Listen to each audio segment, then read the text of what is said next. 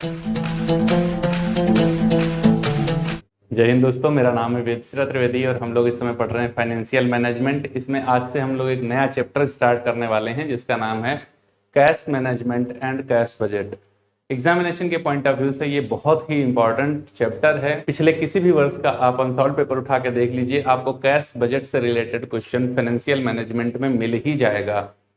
तो एग्जाम के point of view से बहुत ही इंपॉर्टेंट है ये चैप्टर। इससे पहले मैं फाइनेंशियल मैनेजमेंट में आपको cost of capital, capitalization, capital structure, leverage और कैपिटल बजटिंग के वीडियोस प्रोवाइड करा चुका हूं। ये चैप्टर भी एग्जामिनेशन के पॉइंट ऑफ व्यू से बहुत ही इंपॉर्टेंट है। इन सब के लिंक भी डिस्क्रिप्शन बॉक्स में दिए गए हैं, अगर आप चाहें तो बाद में जाकर के उनको देख सकते हैं ताकि आपकी तैयारी थोड़ा और बेहतर तरीके से हो सके। आज से हम लोग स्टार्ट करते हैं पढ़ना cash management and cash budget. यदि ये वीडियो आपको अच्छा लगे तो इसे लाइक जरूर करिएगा और अपने दोस्तों के साथ में साझा भी कीजिएगा। अगर हमारा चैनल सब्सक्राइब नहीं किया है तो कर लीजिए, बेल आइकन को जरूर प्रेस कर लीजिए ताकि आने वाले वीडियोस का नोटिफिकेशन आपको आसानी के साथ मिल जाए। देखिए भैया, जब बात करते हैं हम लोग कैश की, तो ये एक बहुत ही महत्वपूर्ण तत्व होता है व्यवसाय के लिए।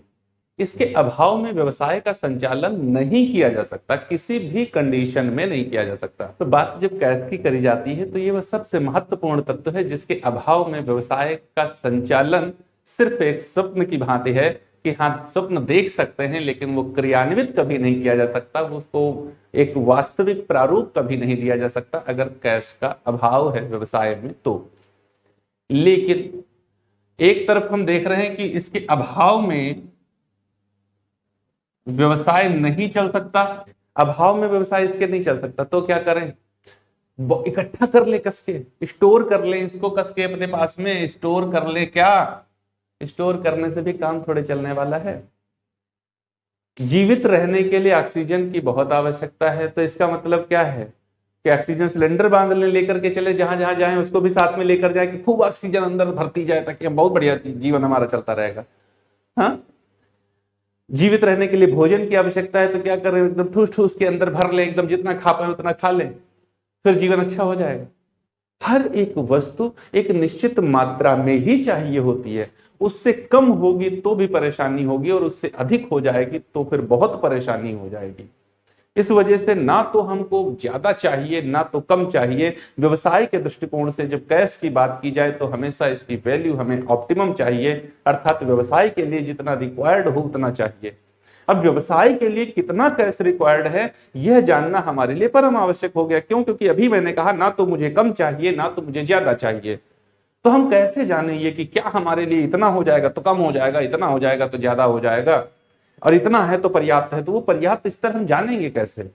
तो बस व्यवसाय के संचालन के लिए कैश का एक ऑप्टिमम लेवल जानने के लिए, एक प्रतिकूल स्तर जानने के लिए जो मैनेजमेंट किया जाता है उसको कैश मैनेजमेंट कहा जाता है, और जो बजट बनाया जाता है उसको कैश बजट कहा जाता है।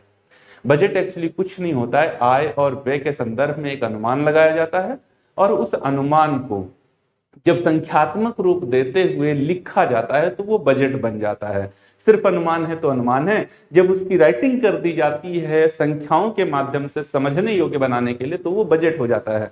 आय व्यय वार्षिक विवरणिका होती ही है, बजट जो होता है वो और कुछ नहीं होता है।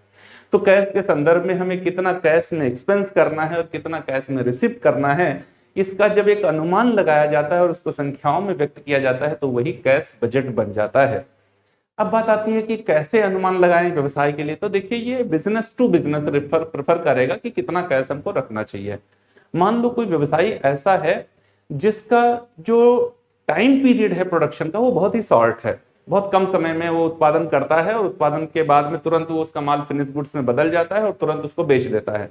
तो इसका मतलब है कि उसकी साइकिलिंग जल्दी जल्दी हो रही है कैश की, तो उसको बहुत ज्यादा कैश अपने पास में नहीं रखना है। लेकिन इसके जस्ट अपोजिट, अगर कोई व्यवसाय ऐसा है जिसमें लॉन्ग पीरियड तक हमारा प्रोडक्शन प्रोसेस ही चलता रहता है तो फिर उसको ज्यादा कैश अपने पास रखना चाहिए, क्योंकि उस दौरान उसको रेवेन्यू एक भी पैसे का नहीं होगा, उसका कैश लगता ही जाएगा, लगता ही जाएगा। अगर किसी व्यवसायी का जो मार्केट क्रेडिट है वो बढ़िया है, मतलब मार्केट में उसको इजिली क्रेडिट पर सप्लाई मिल जाती है, तो उसको ज्यादा कैश अपने पास रखने की आवश्यकता नहीं है, क्योंकि उसका क्रेडिट में ज्यादा काम चल जाएगा।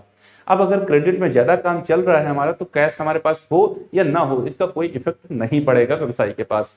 लेकिन अगर किसी का मार्केट क्रेडिट अच्छा नहीं है तो उसको अपने पास कैश ज्यादा रखना पड़ेगा, क्योंकि वो मार्केट में जब क्रेडिट की डिमांड करेगा तो उसका सप्लायर उसको मना कर देगा, और अगर सप्लायर ने उसको मना कर दिया, डिनाई कर दिया उसको कोई भी वस्तु देने के लिए, तो फिर क्या होगा, इसका प्रोडक्शन रुक जाएगा। प्रोडक्शन की रुकने की दशा में इसका लाभ ही रुक जाएगा, व्यवसाय ठप पड़ जाएगा। तो ऐसा ना होने पाए इसके लिए इसको ज्यादा कैश अपने पास रखना होगा। अगर दूसरी तरफ हम देखें कि बैंक के साथ में रिलेशन कैसे हैं, अगर बेस्ट रिलेशन है बैंकर्स के साथ में तो ज्यादा कैश रखने की आवश्यकता नहीं है।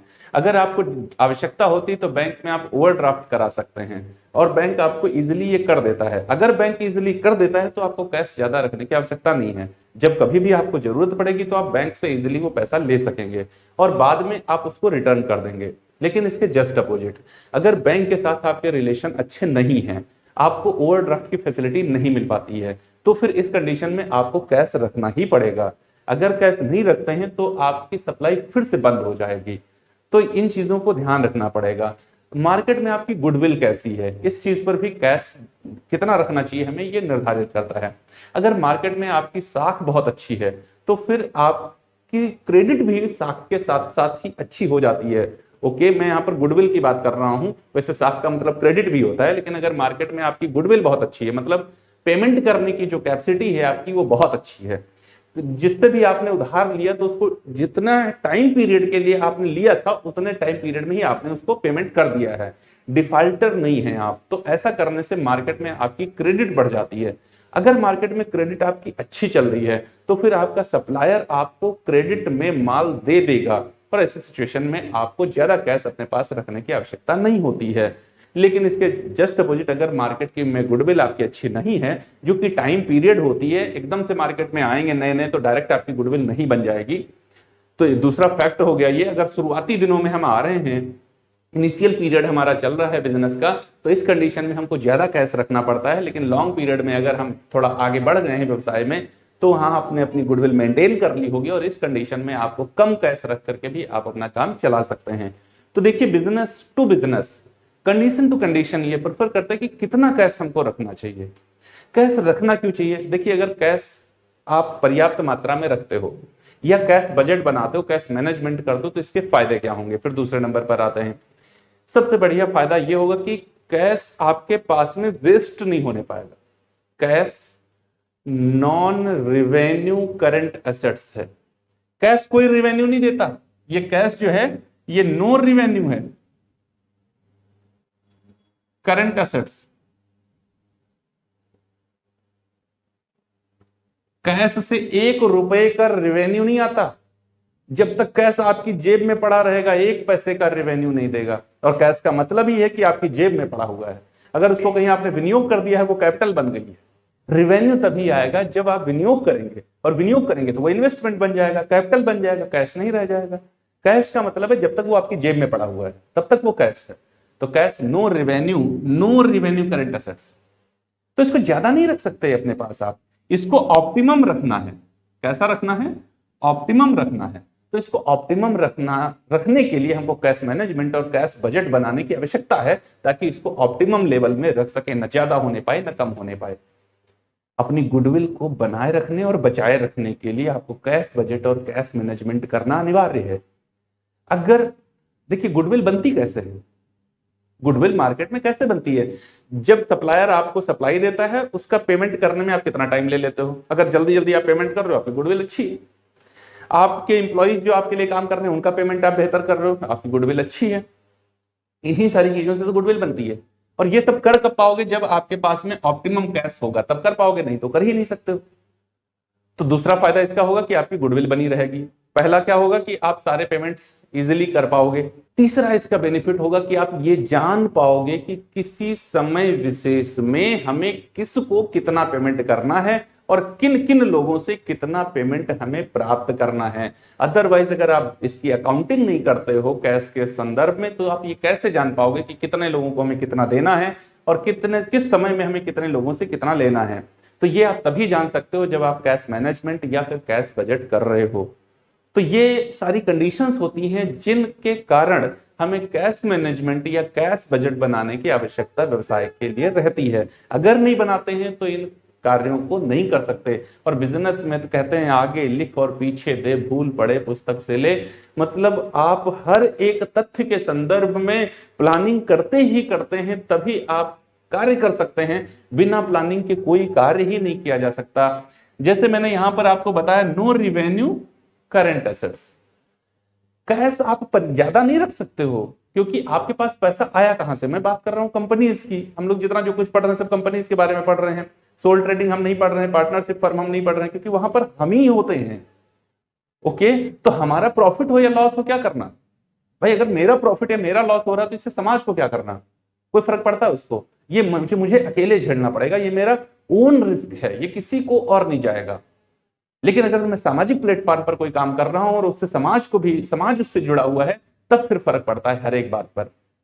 देखिए, तो अगर कंपनी की बात करी जाए तो कंपनी एक आर्टिफिशियल पर्सन है और उसके पास में खुद की कैपिटल एक भी रुपए नहीं होती। शेयर होल्डर्स उसमें या डेट होल्डर्स कैपिटल उसमें इन्वेस्ट करते हैं। तो इक्विटी शेयर कैपिटल होती है, प्रेफरेंस शेयर कैपिटल होती है, डेट कैपिटल होती है। उसी कैपिटल से आप इन्वेस्ट करते हो और उसी कैपिटल में से कुछ अपने पास कैश के रूप में रोक के रखते हो।